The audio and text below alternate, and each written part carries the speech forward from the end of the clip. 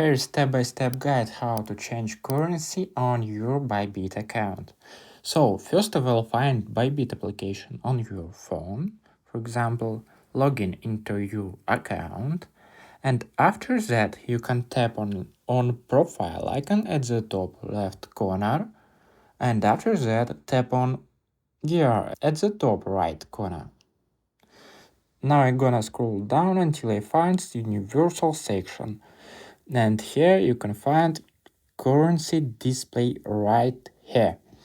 Tap on it, and now you can choose that currency you wanna use. For example, rubles.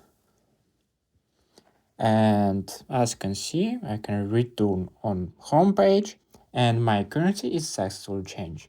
That's it. I hope it helps. You can watch this new video or this playlist about ByBit. Please consider subscribe to our channel and give it a thumbs up.